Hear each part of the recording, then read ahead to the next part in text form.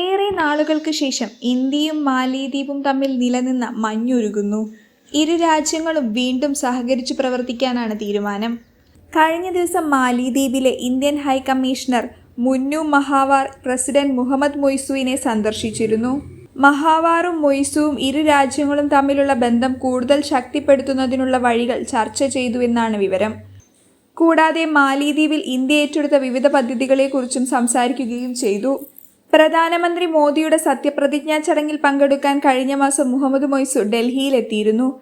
കഴിഞ്ഞ വർഷം നവംബറിൽ ദ്വീപ് രാഷ്ട്രത്തിന്റെ പ്രസിഡന്റായതിനു ശേഷമുള്ള അദ്ദേഹത്തിന്റെ ആദ്യ ഇന്ത്യ സന്ദർശനമായിരുന്നു അത്.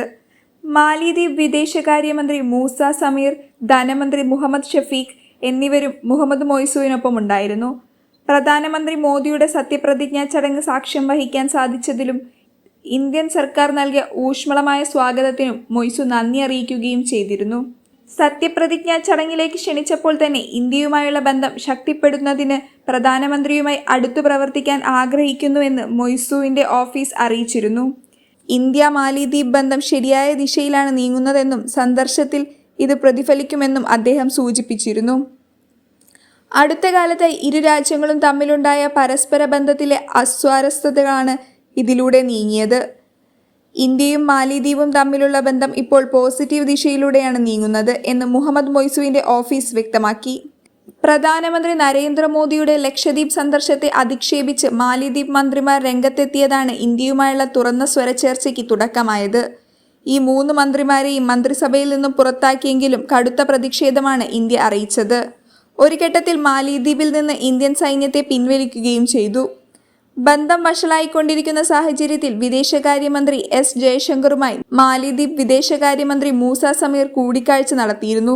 ഈ കൂടിക്കാഴ്ചയിൽ പ്രധാനമന്ത്രി നരേന്ദ്രമോദിയെ അധിക്ഷേപിക്കുന്ന തരത്തിലുള്ള പരാമർശങ്ങൾ ഒരിക്കലും ഉണ്ടാകാതെ സർക്കാർ ശ്രദ്ധിക്കുമെന്നും മാലിദ്വീപ് വിദേശകാര്യമന്ത്രി ഉറപ്പു നൽകി. തിരഞ്ഞെടുപ്പ് വിജയത്തിന് ശേഷം ഇന്ത്യ സന്ദർശിക്കാതെ ചൈനയിലേക്ക് പോയ മൊയ്സുവിന്റെ നടപടിയെ സമീർ ന്യായീകരിച്ചു.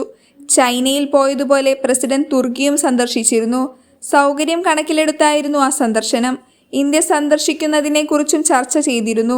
എന്നാൽ ഇരു കൂട്ടരുടെയും സൗകര്യം കണക്കിലെടുത്ത് ഏറ്റവും സൗകര്യപ്രദമായ ദിവസത്തേക്ക് സന്ദർശനം മാറ്റാൻ തീരുമാനിക്കുകയായിരുന്നുവെന്നാണ് മാലിദ്വീപ് വിദേശകാര്യമന്ത്രി വ്യക്തമാക്കിയത്. ചൈനയുമായി ഞങ്ങൾക്ക് സൈനിക കരാറുകളൊന്നുമില്ല. മാലിദ്വീപിലേക്ക് വിദേശ സൈനികരെ അനുവദിക്കില്ലെന്നതും ഞങ്ങളുടെ തീരുമാനമാണ്. ഇന്ത്യയുടെ സാമ്പത്തിക സഹായം മാലിദ്വീപിന് സുപ്രധാനമാണെന്നും മന്ത്രി വിശദീകരിച്ചിരുന്നു.